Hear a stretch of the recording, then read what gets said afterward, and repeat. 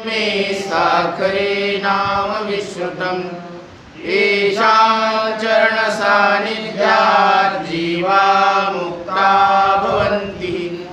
साखरे वंशविख्यातं ज्ञानदानपरायणं विनायकं गुरुं वन्दे भवबन्धविमुक्तये। ज्ञानप्रतापविलसद्वचनामृतं च अद्वैतभावपटुताहितबुद्धिरस्य ज्ञानेश्वरस्तु भगवान् अवतीर्णैव। श्रीरङ्गनाथ गुरुराज नमोऽस्तु तुभ्यम्।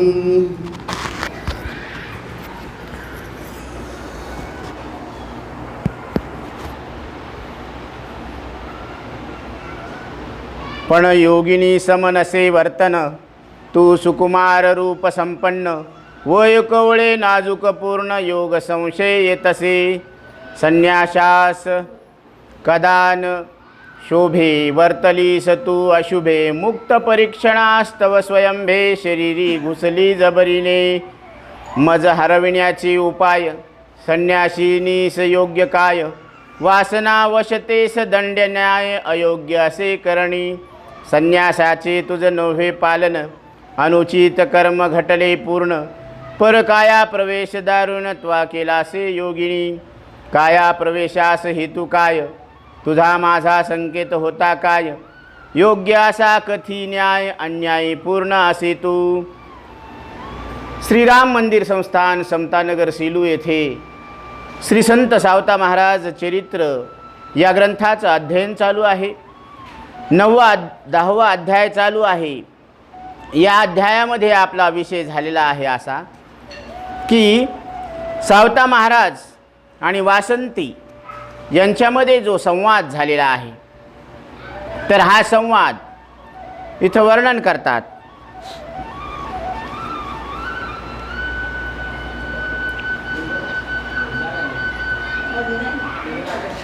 संन्याशाला कधीही न शोभण्यासारखं तू वर्तन केलेलं आहेस।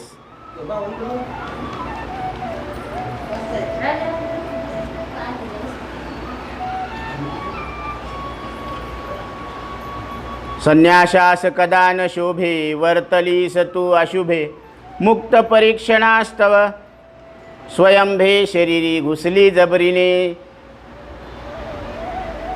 अशुभ असं वर्तन तुझं, तू योगिनी आहेस, परंतु संन्यासाला जे शोभण्यासारखं तुझी वागणूक दिसत नाही आहे। कारण मुक्ताची परीक्षा घेण्यासाठी तू स्वतः शरीर दुसऱ्या शरीरामध्ये शिरणं, याला शास्त्रामध्ये परकाया प्रवेश म्हणतात। परकाया प्रवेश ही सिद्धी आहे आणि या सिद्धीनं काय होत असतं बाबा, या जीवाला दुसऱ्या शरीरामध्ये प्रवेश करता येतो। असं या परकाया सिद्धी ही अशी आहे। परकाया प्रवेश दारुणत्वा केलासे योगिनी, काया प्रवेशास हेतू काय। हा काया प्रवेश करण्यासाठी काय हेतू होता तुझा। अनुचित वासना वशतेस दंड न्याय, तुझी जर इच्छा वासना झाली असेल, त्याच्या वश होऊन जर तू हे कार्य केले असेल तर हे दंडनीय आहे। अयोग्य असे करणी, ही जी करणी आहे, हे जे कार्य आहे ते अयोग्य आहे। संन्यासाचे तुझ नोहे पालन, तुझ्याकडून संन्यासा धर्मच पालन होत नाही। अनुचित कर्म घटले पूर्ण, हे अनुचित कर्म तुझ्याकडून घडलेलं आहे। परकाया प्रवेश द्वारुणत्वा केलासे योगिनी, काया प्रवेशास हेतू काय, तुझा माझा संकेत होता काय, तुझा आणि माझा काय विचार होता। योग्य असा कथी न्याय, अन्यायी पूर्ण असे तू। योग्य रीतीनं तुम्ही न्यायपूर्ण बाजू मांडा तुमची, बोला। कारण अन्याय तुम्ही केलेला आहे म्हणून तू अन्यायी आहेस। तुझा कवनासे वर्ण, तुमची कोणती जात आहे, कोणता धर्म आहे, शरीरी का केले प्रवेशन, या शरीरामध्ये का प्रवेश केला। वर्णसंकर केला दारुण, वेदशास्त्रा निषिद्ध। वर्णसंकर म्हणजे भिन्न वर्ण मिसळलेले आहे आणि भयंकर असं काय झालेलं आहे, ही चूक झालेली आहे, जी वेदशास्त्राला सुद्धा मान्य नाही आहे. मी गृहस्थाश्रमी असे थोर, तू यती असे साचार. मी श्रेष्ठ असा गृहस्थ आश्रमी आहे आणि तू यती आहेस. केला तुवा आश्रम संकर, तू आश्रमाचा संकर केलेला आहेस. पाप थोर साधिले, आणि तुमच्या हातून पाप झालेला आहे. भिन्न की अभिन्न तुझी जात, तुझी आणि माझी जात एक आहे का दुसरी आहे.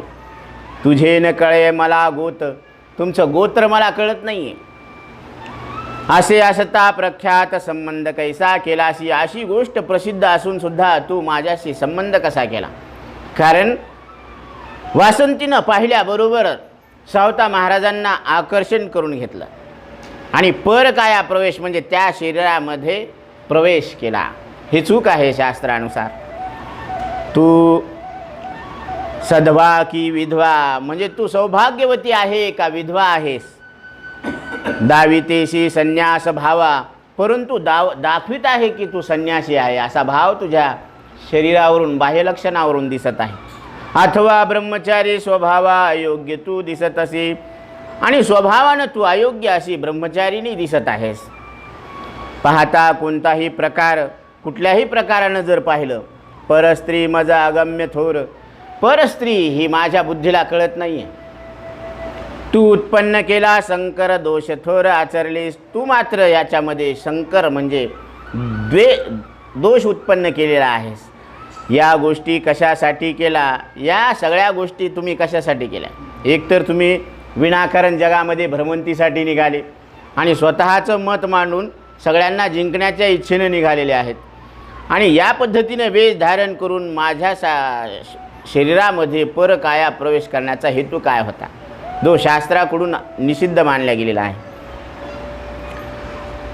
त्यामज सांग वहिल्या, जाणून बुजून साधिल्या की मतलब वास्तव. ह्या सगळ्या गोष्टी तू मला सत्यरीतीनं सांगा की तू जाणून बुजून केलं का मतलब साधण्यासाठी केलं, का ज्ञानपणे आचरिल्या का नकळतपणे केल्या, की विपरीत साधने घडल्या का एक विचार केला आणि दुसरंच घडलं असं काही झालं का, अथवा स्वसामर्थ्याने केल्या वेगी कथी मजला. का तू तुझ्या स्वतःच्या प्रभुत्वावर केलेलं आहे, स्वबळावर केलेलं आहे, स्वशक्तीनं केलेलं आहे. हे सगळं मला लवकरात लवकर सांगा. तुझं कोणी नियंता नसे, कारण तुमच्यावर कोणी नियंत्रण करणारं दिसत नाही आहे. की तू पूर्ण स्वतंत्र असे, का तू पूर्ण रीतीने स्वतंत्र आहेस. असे कार्य साधलेसी साहसे आणि वार प्रतापे. तू तुझ्या स्वबळानं हा जो प्रताप दाखवलेला आहे, हे कार्य तू स्वतः साधलेलं आहे का याला कोणी कारण आहे. कारण बाळपणी रक्षी पिता, तरुणपणी भ्रतार सांभाळिता, वृद्धपणी सूत तत्वता रक्षिता. ती स्त्रियांना बाळपणामध्ये पिता रक्षण करतो, तरुणपणामध्ये नवरा रक्षण करत असतो, सांभाळ करत असतो, आणि वृद्धपणे मुलगा रक्षण करत असतो. रक्षिता ती स्त्रियांना, हे स्त्रियांना रक्षण करण्याची अशी शास्त्रानं पद्धत घालून दिलेली आहे. परंतु आज आपण इतके शिकलो की आपण आपल्या आईवडिलांना सांभाळ करण्याच्या ऐवजी वृद्धाश्रमामध्ये पाठवून दिलं. शास्त्रानं 4 आश्रम निर्माण केलेले आहेत, ब्रह्मचर्य, वानप्रस्थ, गृहस्थ आणि संन्यासी. आणि सुशिक्षित लोकांनी 5वा आश्रम तयार केलेला आहे, तो म्हणजे वृद्धाश्रम. ही आपल्या संस्कृतीमध्ये समाजामध्ये संस्कार शून्यतेचं एक प्रतीक आहे. मग येणारी पिढी आपल्याकडून काय आदर्श घेणार आहे. म्हणून थोडंसं तरुणांनी या गोष्टीकडे लक्ष घेण्याची गरज आहे की आपल्या आईवडिलांनी आपलं लहानपणी सांभाळ केलेला आहे आणि म्हातारपणी आपण त्यांचा सांभाळ करणं हे आपलं कर्तव्य आहे. बायकोला सांभाळ असं सांगावं लागत नाही लग्न झाल्यानंतर, आईला सांभाळ असं सांगावं लागतं. ही शोकांतिका आहे. कारण आपल्याला ज्या संस्कृतीमध्ये हा मानवदेह मिळालेला आहे ती हिंदू संस्कृती इतकी पवित्र आहे. मातृदेवो भव, पितृदेवो भव, आचार्य देवो भव. आई वडील आणि गुरु यांना देव म्हणून पूजल्या जात असतं. इतकी पवित्र संस्कृती आणि त्या पवित्र संस्कृतीमध्ये आपल्याला मिळालेला हा पवित्र नरदेह आहे आणि या पवित्र नरदेहामध्ये आपल्याला पवित्र अशी संतसंगती लाभलेली आहे आणि त्या पवित्र संत संगतीमध्ये पवित्र सावता महाराजांचं आपल्याला पवित्र असं चरित्र ऐकायला मिळत आहे, याच्यापेक्षा मोठं भाग्य कोणतं आहे आपलं. म्हणून आपल्याला कुणी सांभाळो की न सांभाळो, परंतु एक विश्वास अंतकरणामध्ये ठेवा की सकळ जीवांचा करीतो सांभाळ, तुझ मोकलीला ऐसे नाही. आणि तुला एकट्याला टाकून देईन अशी ती माऊली नाही, ती जगाची माऊली आहे. तुका म्हणे त्याचे नाव विश्वांभर, तो विश्वामध्ये भरून उरलेला आहे. म्हणून त्याची तुम्ही आज धरा, त्याला हाक मारा. हाकारुणी सांगे तुका नाम घेता राहू नका. म्हणून सतत त्याचं नामस्मरण करा, म्हणजे आपल्या हकेवर तो यायला तयार आहे. म्हणून आपण आपल्याला एकटं समजू नका, आपलं मनोबल खचू देऊ नका. तुझ कोणी नियंता नसे की तू पूर्ण स्वतंत्र असे. कार्य साधलेसी साहसे आणि वार प्रतापे. बाळपणी रक्षी पिता, तरुणपणी भ्रतार सांभाळिता. वृद्धपणी सुत तत्वता रक्षिता. ती स्त्रिया स्वतंत्र नसे. स्त्रियांना स्वातंत्र्य नाही आहे. कोणतं? मुक्तीचं स्वातंत्र्य नाही आहे. कारण मुक्त म्हणजे स्वैरपणे वागण्याचं स्वातंत्र्य नाही आहे, बरं का. नाही तर मुक्त शब्दाचा अर्थ तुम्ही वेगळा घेऊ नका इथं. कारण स्वैरपणे वागण्याचं स्त्रियांना स्वातंत्र्य नाही आहे. अशी वेदवाणी असे, अशी वेदाची वाणी आहे. तू स्वैरवर्तन केलेस पूर्ण दोषी तू असे. तू मात्र स्वैरवर्तन केलेलं आहे, कारण तू स्वतःच्या मनानं जगामध्ये तीर्थयात्राला भ्रमंतीला निघालेली आहे आणि लोकांमध्ये वाद घालून तू स्वतःचं मत प्रतिस्थापित करून जिंकत आलेली आहेस. म्हणून हे तुझं वागणं स्वैर आहे आणि म्हणून तू दोषी आहेस. स्त्रियांना कधी स्वातंत्र्य नसे, हा नियम तू उल्लंघिला असे. स्वैरवर्तन दोष असते स्त्रियाप्रती सर्वदा. स्वैरवर्तन म्हणजे स्वतः मनानं भ्रमंती करणं, हा स्त्रियांना काय आहे? दोष आहे. आणि या नियमाचं तू उल्लंघन केलेलं आहेस, असं सावता महाराज वासंतीला सांगतात. भ्रमणे राजा पावे मान, साधूचाही भ्रमणे सन्मान. योगी असे लाभे मोठेपण, परी स्त्रिया जाती पतना. राजा जर भ्रमंतीला निघू लागला तर त्यांना मान मिळत असतो. साधूचा सुद्धा भ्रमंतीनं सन्मान वाढत असतो.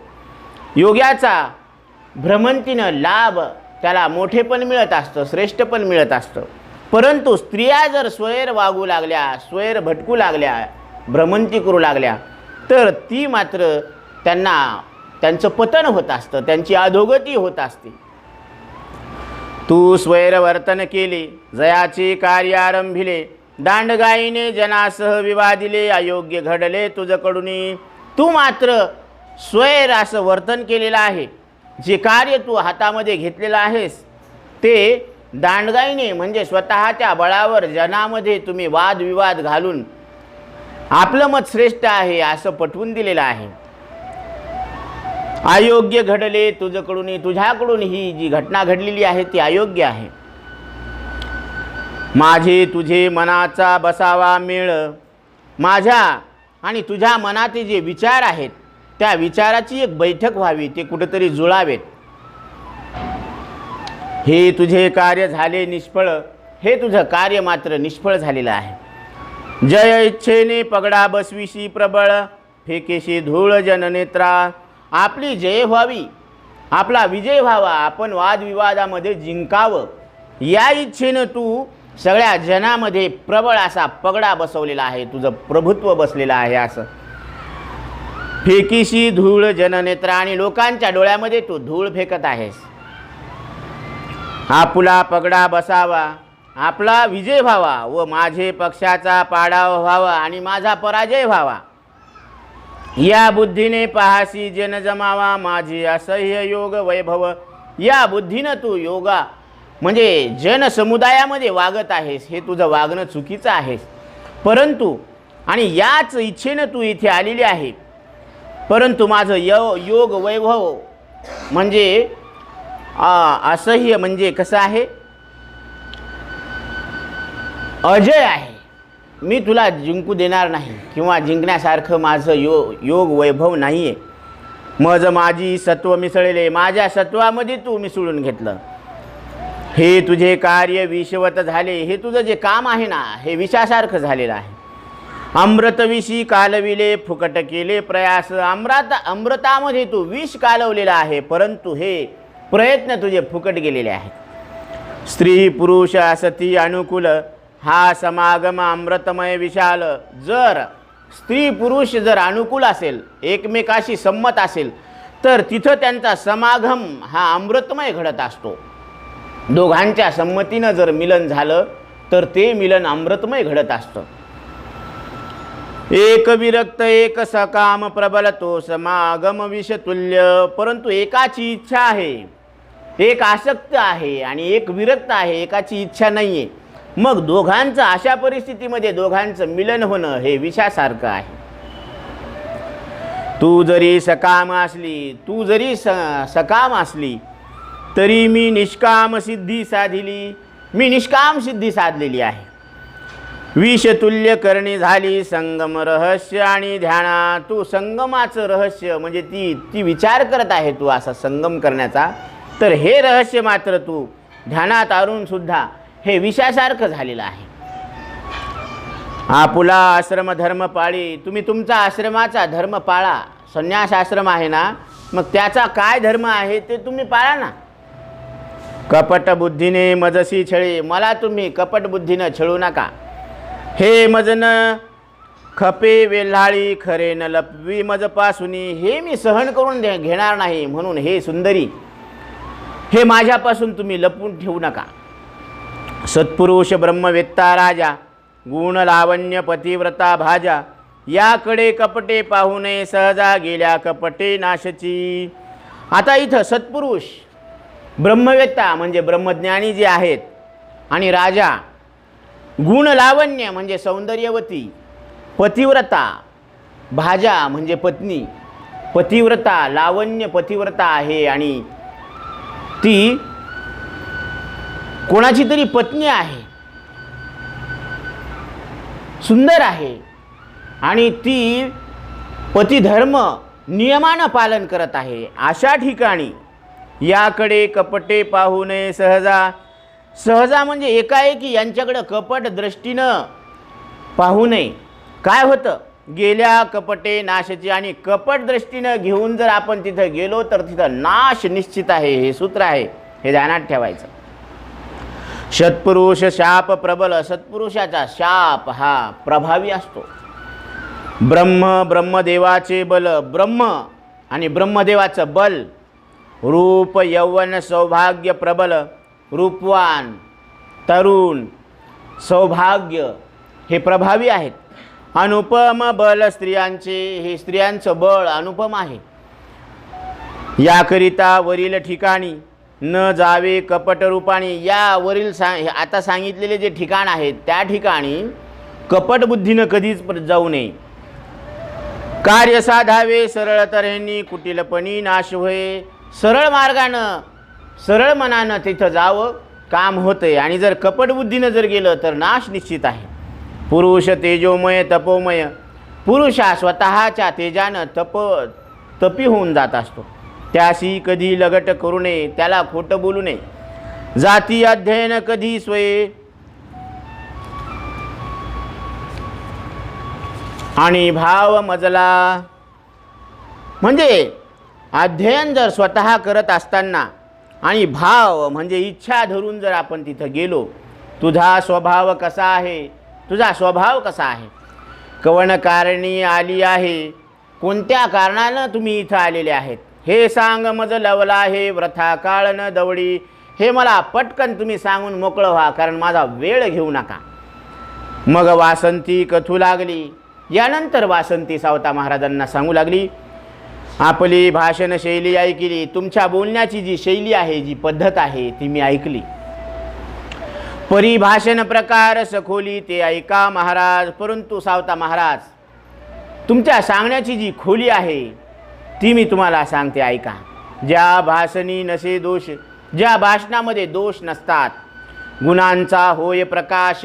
गुणांचा तिथं वाढ होत असते. साधे तत्वनिर्णय विशेष भाषण त्यास बोलती. ज्याच्यामधून तत्वाचं निर्णय लागत असतो. कोणतं तत्व? आत्मतत्वाचा निर्णय लागत असतो त्याला भाषण म्हणतात. भाषणी अनेक अर्थ उपजे, भाषणामधून अनेक अर्थ निर्माण होत असतात. सख्य निर्णय न कळे सहजे, जे सत्य निर्णय आहेत ते मात्र कळत नाही. संदिग्धपणास सूक्ष्म बोलीजे, हा वाक्य भाग एक. संदिग्धपणा म्हणजे त्या बोलण्यामध्ये जर संशय असेल तर सूक्ष्म बोलीजे म्हणजे ते सूक्ष्म बोलण्यात येतं. हा वाक्य भाग एक, हे पूर्ण बोलण्याची जी इच्छा आहे ती एक आहे.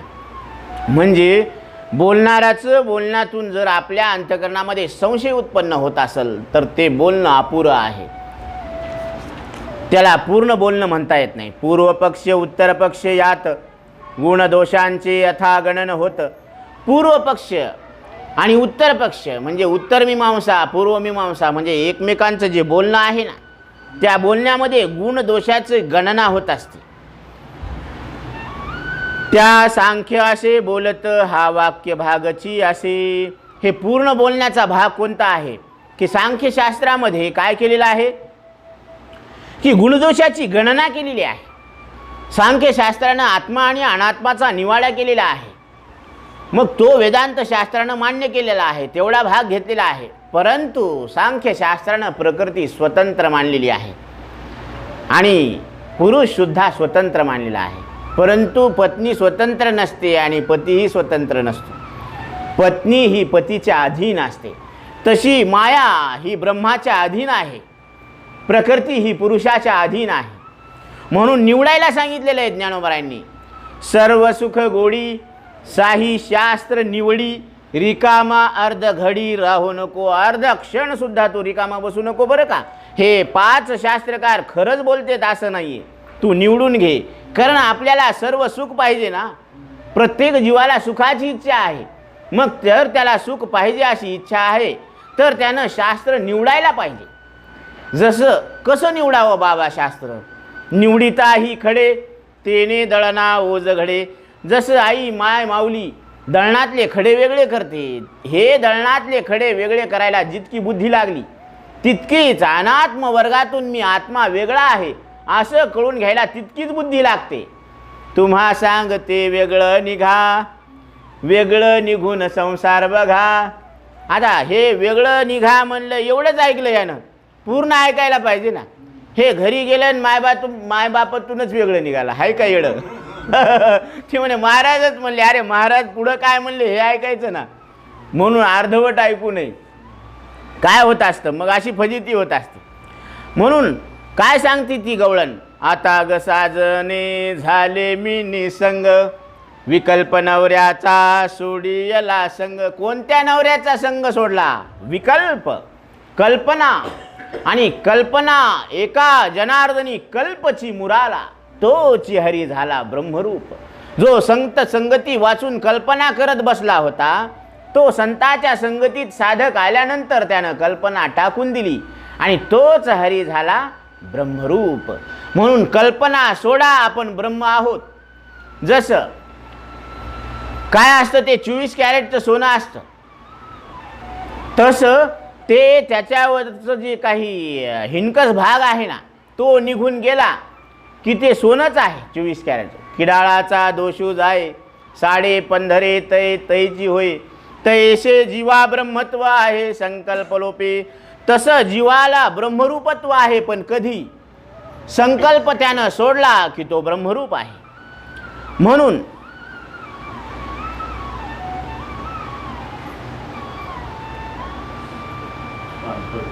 पलटलं पान.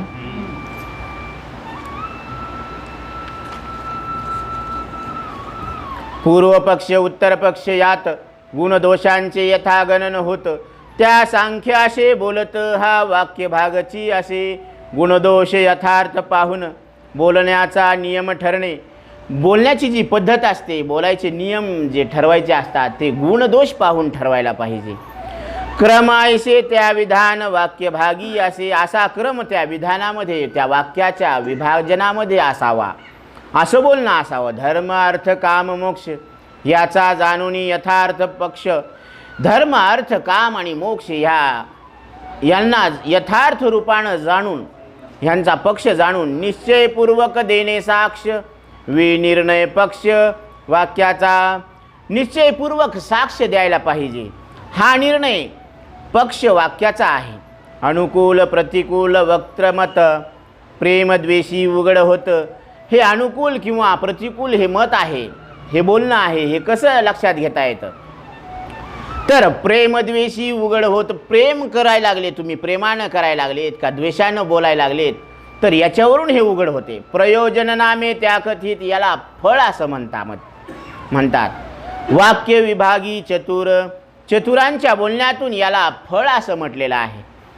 वरील पंचांगयुक्त बोल, हे 5 अंगांनी युक्त जे बोलणं आहे, असे प्रमाणसहित सखोल, हे प्रमाणासहित कसं आहे? सखोल आहे.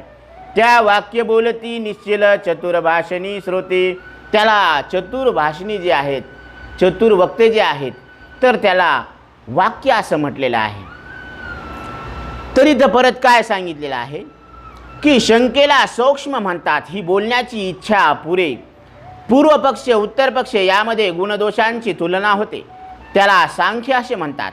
ही बोलण्याची इच्छे पुरे खऱ्या अर्थाने गुणदोष पाहून बोलण्याचा नियम ठरावा, असा क्रम त्या बोलण्यामध्ये असावा. धर्म अर्थ काम मोक्ष याची खरी बाजू जाणून निश्चयपूर्वक मत सांगायला पाहिजे. वाक्याची विशेष बाजू आहे.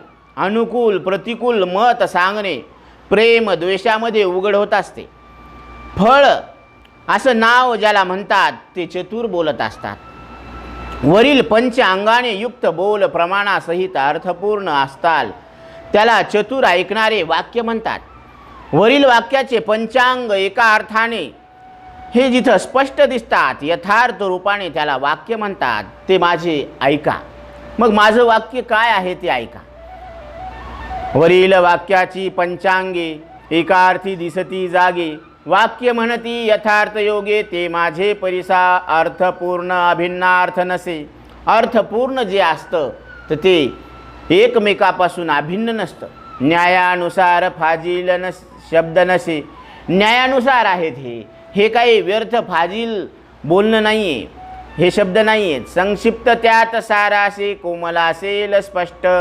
ह्याच्यामध्ये संक्षिप्त म्हणजे थोडक्यामध्ये सार सांगितलेलं आहे आणि हे कोमल असं स्पष्ट आहे.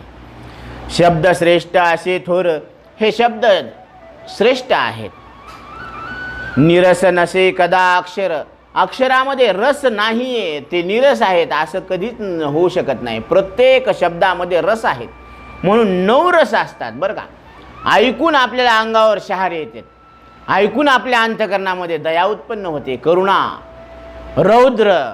म्हणजे एखाद्या वेळेस महादेवानं तांडव नृत्य केलं, ते शब्दानं कोणी वर्णन करू लागलं तर आपल्या अंगाला सुद्धा काय होतं? रौद्र भाव प्रगट होतो.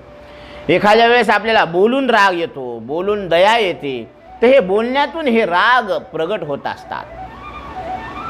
तर हे रस ह्याच्यामध्ये असतात. शास्त्र परांगमुखान रुचणार हे श्रेष्ठ भाषण, हे शास्त्राला न पटण्यासारखं सुद्धा हे बोलणं नसणार आहे.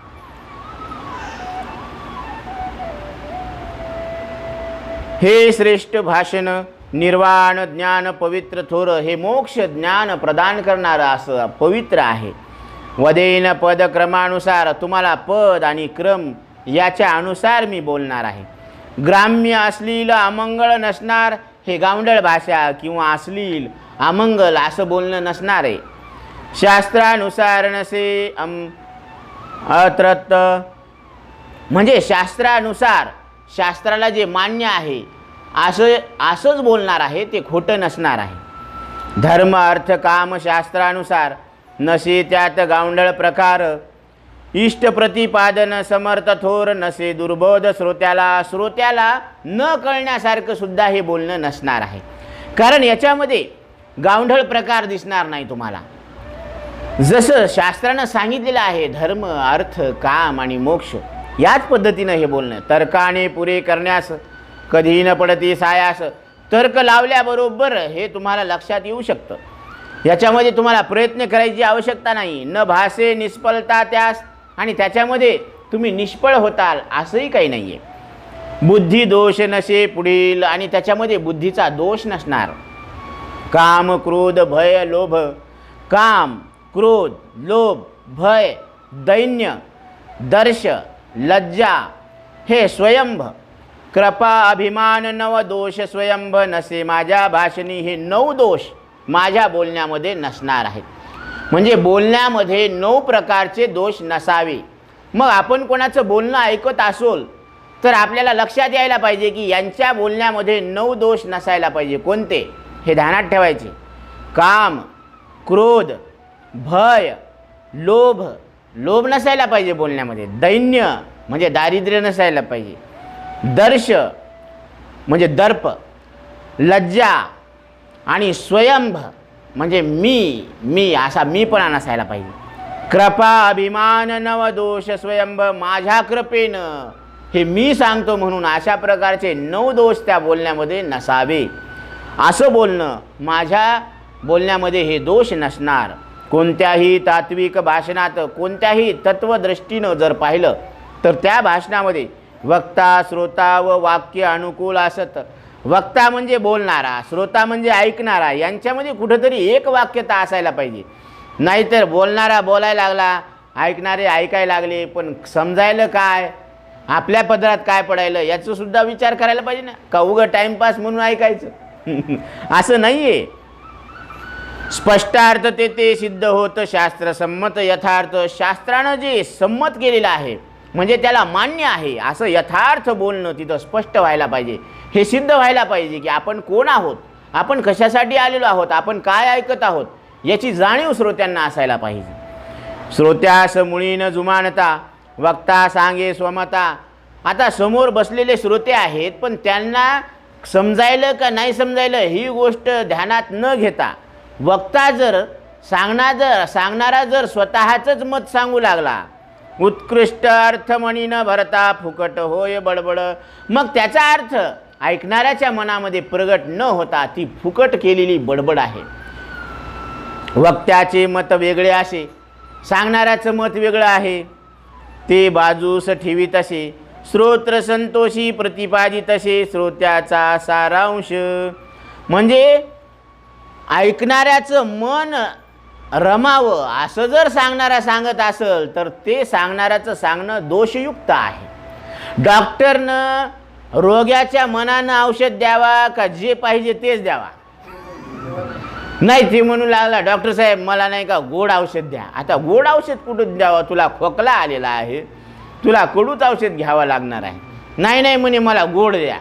मग रोग्याच्या मनानं औषध देणारा जर डॉक्टर असेल तर त्याला काय म्हणतात माहिती आहे का, गोड बोल्या आणि घर घाल्या. हे असा डॉक्टर काही कामाचा नाही. म्हणून काही वक्त्यांचं जे सांगणं आहे की तुमचं मनोगत सांभाळून जर सांगत असतो तर ते सांगणं तुम्हाला घातक आहे. म्हणून तुकोबराय सांगतात की नाही भीड भार तुका म्हणे साणा थोर. श्रोतांच्या भिडेमध्ये येऊन बोलत असोल तर त्याच्यामध्ये ऐकणाराचा घात होत असतो. म्हणून सांगणाऱ्यानं जे शास्त्रात सांगितलेलं आहे तेच सांगायला पाहिजे. वक्त्याचे मत वेगळे असे, ते बाजूस ठेवीत असे. त्याचं मत बाजूला ठेवून श्रोत्र संतोषी प्रतिपादितसे. तुम्ही ज्याच्यामुळे आनंदित होता अशा पद्धतीनं सांगावं. श्रोत्यांचा सारांश सांगणं.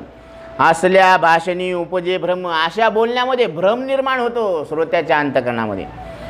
ते जाणावे सदोष परम. ते बोलणं कसं आहे, दोषयुक्त आहे. वक्त्या श्रोत्या अनुकूल ठाम तोची वक्ता चतुर. वक्ता आणि श्रोता यांना अनुकूल असं जे निश्चित आहे तर असं जे बोलत असतो तो वक्ता कसा आहे, चतुर आहे.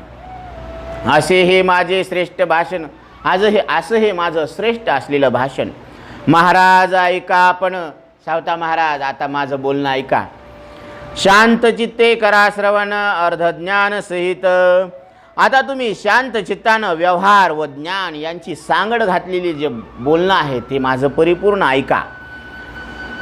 मी कोण म्हणून केला प्रश्न. तुम्ही विचारलं ना की मी कोण आहे असा प्रश्न केलेला आहे. ऐका त्याचे प्रतिपादन. पंचविषय व जीवपण आत्म्यास चिकटून असती. त्याचं उत्तर आहे का की 5 विषय आणि जीव पण हे आत्म्याला चिकटून असतात. म्हणजे 5 विषय शब्द स्पर्श रूप रस आणि गंध आणि जीवपणा हा आत्म्याला चिकटून असतो. म्हणजे जीवपणा कशाला म्हणायचं? जीवपणा म्हणजे आपण या जगाला सत्य मानतो, या 3.5 हाताच्या देहाला मी मानतो, मी जातीचा, नावाचा, रूपाचा, धर्माचा असं आपण स्वतःला मानतो ना. म्हणजे हे जे मानणं आहे ते कल्पनेतलं मानणं आहे. याला नाथ महाराज सांगतात, कल्पना अविद्या तेने झाला जीव, मायोपाधी शिव बोली जेती. म्हणजे कल्पना आणि अज्ञानामुळं याला जीव म्हणावं लागलं, चैतन्यालाच ब्रह्मालाच काय म्हणावं लागलं? जीव म्हणावं लागलं. म्हणून आपण या देहाला मी समजण्याची कल्पना सोडली की आपण देव आहोत. म्हणून फक्त कल्पनेमुळं आणि ही कल्पना आत्म्याला चिटकून असते. हे 5 विषय चिटकून असतात. लाकूड आणि लाख यांचा मिलाप होय चोख. लाकूड आणि लाख माहीत आहे ना, हे जर चांगले मिसळले तर मग भासे खेळणे सुरेख तेवी चिदानी अचिद. मग मात्र त्याच्यापासून निर्माण झालेलं जे खेळणं आहे ना, जी भावली आहे ती शोभून दिसते, अशी सुरेख ओतीव दिसते, ती कोरीव दिसते. तसं चिद आणि अचिद आहे. आता चिद आणि अचिद म्हणजे काय माहिती का? की आत्मा आणि अनात्मा तसे आहेत म्हणे. चिदांशे कोण विचारिशी. चिदांश म्हणजे आत्मा कोण आहे, अथवा अचिद भावे बोलसी, किंवा आत्मभाव कशाला म्हणावं. चिदभाव पूर्ण समरसी तुझ्या माझ्या ठिकाणी. चिदभाव म्हणजे चैतन्य भाव हा तुझ्यात आणि माझ्यात सारखा आहे. वांगनातीत त्याचे रूप, त्याचे कदान लागे माप. ते वाणीच्या पलीकडे असलेलं रूप आहे, त्याला मोजमाप नाही, त्याला मोजता येत नाही. जसं आपण मागं उदाहरण घेतलं की आकाशाला कोणी मोजावं आणि कशात मोजावं. तुम्ही पृथ्वीला मोजता, जमीन मोजता येते स्क्वेअर फूटमध्ये. पाणी मोजता, तुम्ही दूध मोजतो ना लिटरमध्ये. आता ताप मोजतो आपण, थर्मामीटर किती ताप आहे मोजता येतो. उष्णता मोजता येते, वायू मोजता येतो, हवा मारतोत ना आपण ट्यूबमध्ये, ते मोजता येतं. पण आकाशाला कोणी मोजावं आणि कशात मोजावं याचं मापच नाही तयार झालं. मग आकाश ज्या मनात कळालं त्या मनाला कोणी मोजावं, आणि त्या मनामध्ये जे चैतन्य प्रगट आहे त्याला ते तुम्ही आहेत. मग त्या मनाला जाणणारे तुम्हाला कोणी मोजावं? पहा तुमची व्यापकता कशी आहे. म्हणून तुम्हाला मोजता येत नाही, ते मापच नाही तयार झालं तुम्हाला मोजायचं. म्हणून इथं सांगतात, काय सांगतात? त्याचे कदान लगे माप, अवर्णनीय त्याचे स्वरूप. त्याचं वर्णन करता येत नाही असं तुमचं स्वरूप आहे. एक रूप अखंड, एक रूप आणि अखंड असं तुमचं स्वरूप आहे. देहेंद्रियास उद्देशून, देह आणि इंद्रियाला पंचविषय व पंचकोश या पलीकडील आत्मा तुझा माझा एक आहे हे पुढं सांगतात. म्हणजे आपण 5 कोश विचार घेतलेला आहे की हे स्थूल शरीर म्हणजे काय आहे? अन्नमय कोश आहे. पंचप्राण आणि कर्मेंद्रिय हा प्राणमय कोश आहे. आणि परत मनोमय कोश म्हणजे 5 कर्मेंद्रिय, आणि त्याच्यामध्ये जर कल्पना घुसली की त्याला काय म्हणायचं? मनोमय कोश म्हणायचं. पंच ज्ञानेंद्रिय आणि त्याच्यामध्ये बुद्धीनं निश्चय करायला सुरुवात केली की याला विज्ञानमय कोश म्हणायचं. आणि जिथं हे सगळं लीन होत असतं तर त्याला आनंदमय कोश म्हणायचं. आणि आपण कसे आहोत? तर या सगळ्याहून कोशातीत असे परमात्मा आहोत असा विचार आलेला आहे. आणि पंचविषय म्हणजे शब्द स्पर्श रूप रस गंध या 5 विषयाला आपण 5 इंद्रियाद्वारे जाणणारे एक रूप आहोत, आणि त्याला जाणणारे त्या विषयाहून आणि इंद्रियाहून वेगळे आहोत. म्हणून भगवान गीतेमध्ये सांगतात, काय सांगतात? की सर्वेंद्रिय गुणाभासम सर्वेंद्रिय विवर्जितम.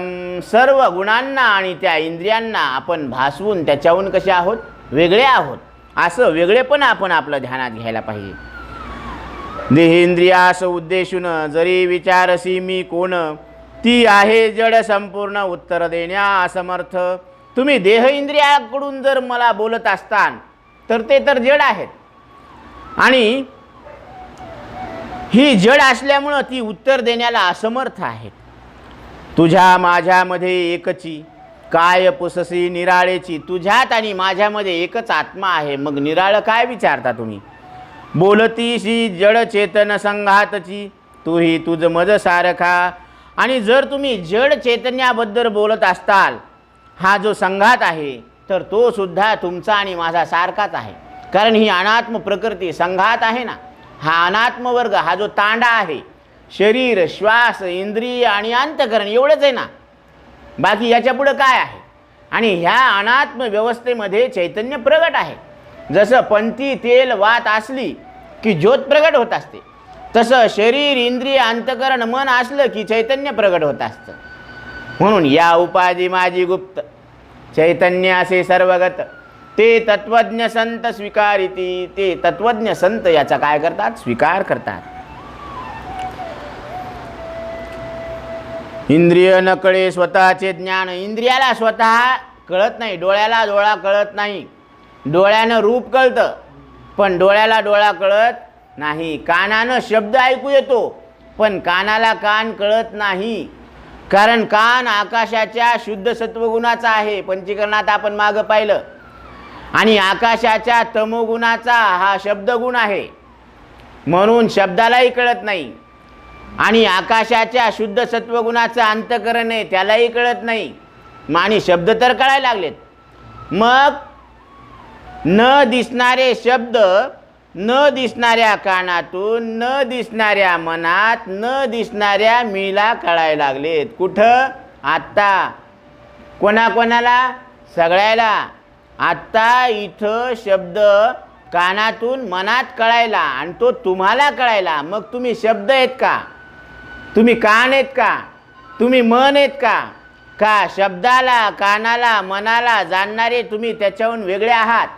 कधी? कुठं? कोण कोण?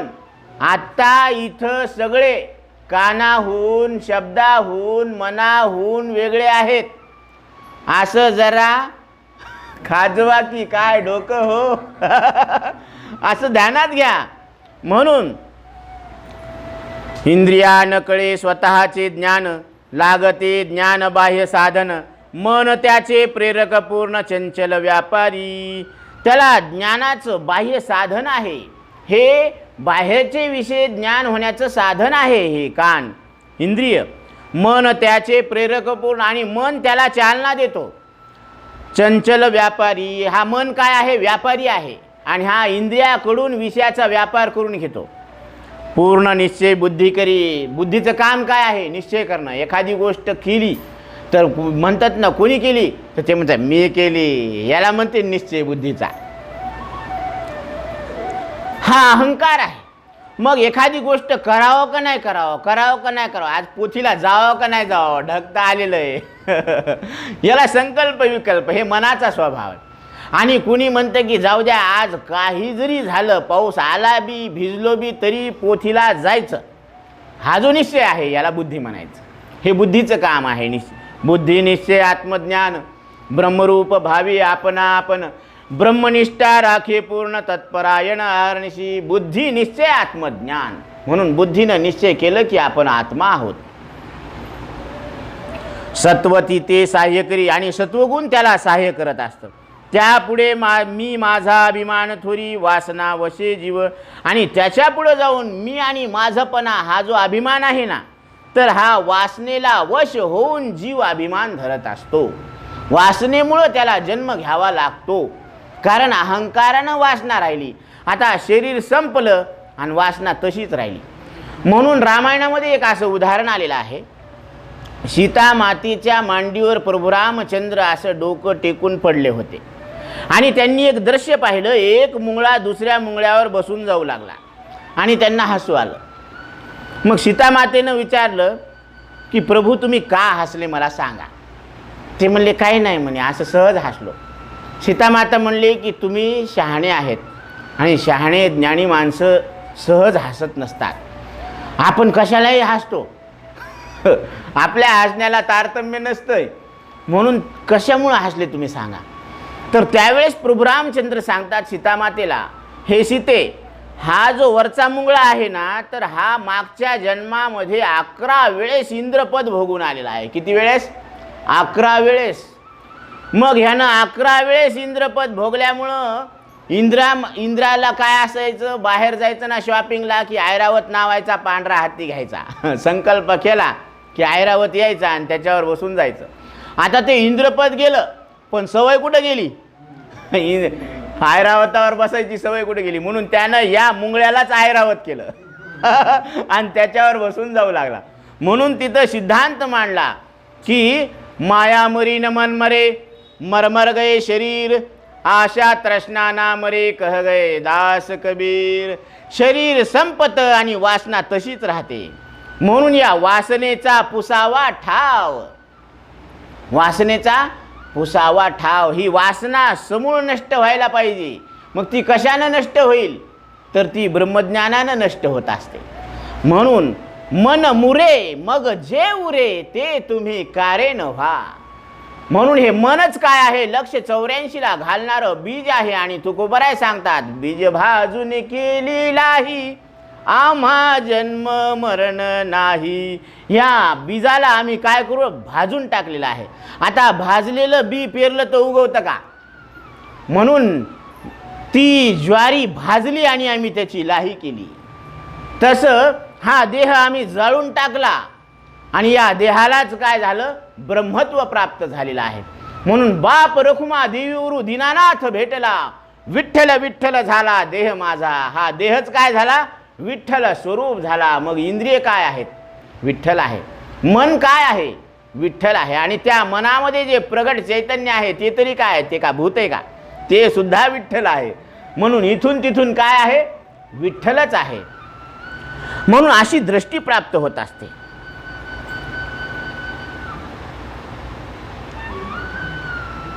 प्राण श्रद्धा खम वायू ज्योती. आता इथं प्राण आहे, श्रद्धा आहे, खम म्हणजे आकाश आणि वायू ज्योती. ज्योती म्हणजे तेज, अग्नी. आप पृथ्वी इंद्रिये मन ख्याती. म्हणजे हे पृथ्वी, पाणी, अग्नी, वायू, आकाश हे 5 भूत, इंद्रिय, हे मन. तर हे काय आहेत? अन्न वीर्य तप मंत्रपूर्ती. अन्न, वीर्य, हे तप, हे मंत्र, कर्म लोक नाम या युक्त जग. कर्म लोक नाम ह्या सगळ्यांनी युक्त हे जग भरलेलं आहे. 16 कलांनी युक्त, या 16 कलांनी जग भरलेलं आहे. अहंकारी वासना पोसत आणि अहंकार वासनेला पोसत आहे. तिथे उपादान भूत त्रिगुणात्मक अविद्या. आणि त्याला उपादान म्हणजे कारण काय आहे? तर ही त्रिगुणात्मक अविद्या आहे, म्हणजे अज्ञान आहे, न कळणं आहे. तिचे संस्कारी सुखदुःख. आणि त्याच्या संस्कारानं आपल्याला सुखदुःख अनुभवाला येतात. जन्म मृत्यू लाभ हानी चोख.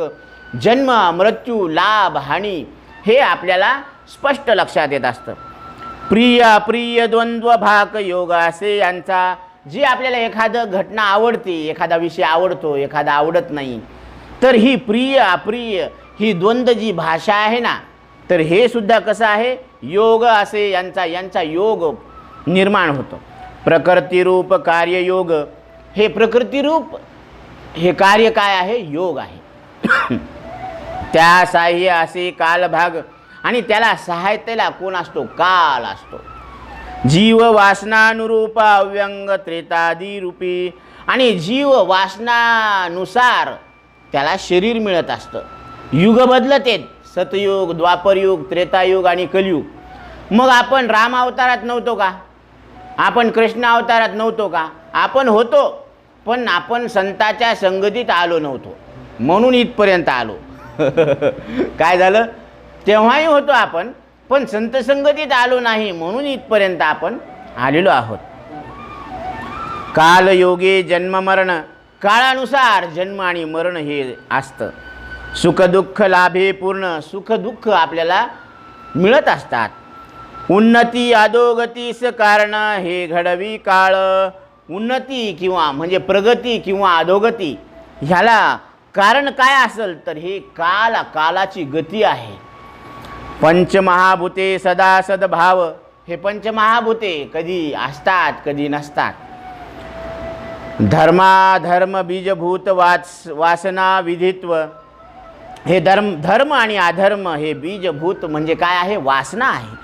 संस्कार करी वासना जागृत दे वीर्यत्व वासना पुरता सबलादी, म्हणजे हे संस्कारच वासनाला काय करतात, जागृत करतात. आणि वासना पूर्तीला हे बल काय करत असतं, पुष्टी देत असतं. एवं गुण विशिष्ट शरीर अव्यक्त प्रकृतीचे सार, सकळ हे प्रकृतीचे प्रकार मी तू हा विचार मिथ्या. म्हणून हे सगळे गुण असे ह्या शरीरामध्ये भरलेले आहेत. अव्यक्त प्रकृतीचे सार, अव्यक्त प्रकृतीच काय झालेली आहे, या शरीराच्या रूपानं व्यक्त होऊन आपल्याला दिसत आहे.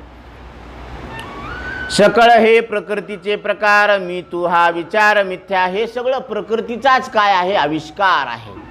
म्हणून त्याच्या इथं मी आणि तू हा जो विचार आहे ना, हा खोटा आहे. स्त्रीचे ठाई पुरुष रेत, स्त्रीच्या ठिकाणी पुरुषाचं वीर्य पडत असतं. जय होय स्थिरीभूत, जे ते वीर्य तिथं स्थिर होतं. स्त्री शोणित त्यात मिसळत, म्हणजे स्त्रीच्या शोणितामध्ये ते मिसळल्यानंतर गर्भसंभव, मग गर्भधारणा होत असते. 9 मास भरता पूर्ण, आणि 9 महिने पूर्ण भरल्यानंतर जन्म पावे सर्वजन, असा सगळा जन्माचा काय आहे, प्रकार आहे.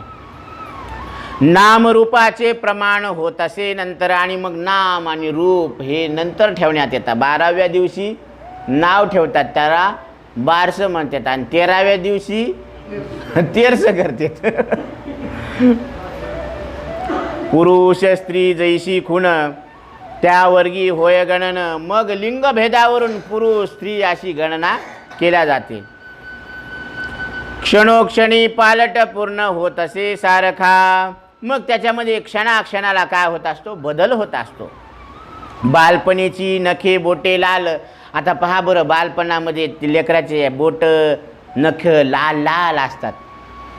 हां, तीन दिसे येता कुमार काल, आणि तारुण्य येऊ लागलं की मग ते निघून जातं ते लालपणा, कवळेपणा. कौमारत्वापुढे यौवन प्रबल, तदनंतर वार्धक्य, आणि कौमारत्वापुढे तारुण्य येत असतं, प्रबळ असतं ते, आणि त्याच्यानंतर मात्र म्हातारपणा येत असतो. आणि म्हातारपणामध्ये आपल्याला आरशासमोर बसावं वाटतं का बाबा? खरं सांगा, आपल्या आवडत्या वस्तूची शपथ घेऊन सांगा की आपल्याला आरशासमोर बसावं वाटतं का? नाही, कारण ते रूप आपल्याला आवडत नाही. शरीराची अवस्थांतर, शरीराच्या अवस्था बदलत राहतात. मागीला अवस्था सुटे सत्वर, मागची अवस्था सुटून जाते. सर्व शरीरी पालट प्रकार होत असे सर्व काळ, सगळ्या शरीरामध्ये अशा परिवर्तन होत असतं, सर्व काळ बदल होत असतो. दीप ज्योतीच्या प्रकाशात अगोदरीचे तेल संपत, आता दिवा लावलेला आहे ना ते, तर त्याच्यातलं पहिलं तेल संपून जातं आणि मग दुसरे तेल टाकण्यात येतं, पण ज्योत तीच असते. तसं शरीर बदलत राहतं आणि चैतन्य तेच असतं. म्हणून अगोदरीचे तेल संपत, नवे तेल त्या जागी येत. प्रकाश बदल न कळे, प्रकाश मात्र बदलत नाही. तैशा या देहावस्था असती, गेल्या क्षणीची नसे देहस्थिती. मग कोण भेटील हे गती, कैसी बोलावी सांगाजी. या देहाच्या अवस्था तशा आहेत आणि ह्या क्षणात काय होत असतात, निघून जात असतात, अशी देहाची स्थिती आहे. मग कोण भेटील हे गती, मग कोणती गती भेटेल हे कोणत्या रीतीनं सांगावं. इथपर्यंत वासंतीचं बोलणं चालू आहे. 130 क्रमांकाच्या ओळीपर्यंत आपलं चिंतन आलेलं आहे. राहिलेला विषय आपण नंतर घेऊ. पुंडलिका वरदे हरी विठ्ठल श्री ज्ञानदेव तुकाराम की जय. माऊली ज्ञानेश्वर महाराज की जय.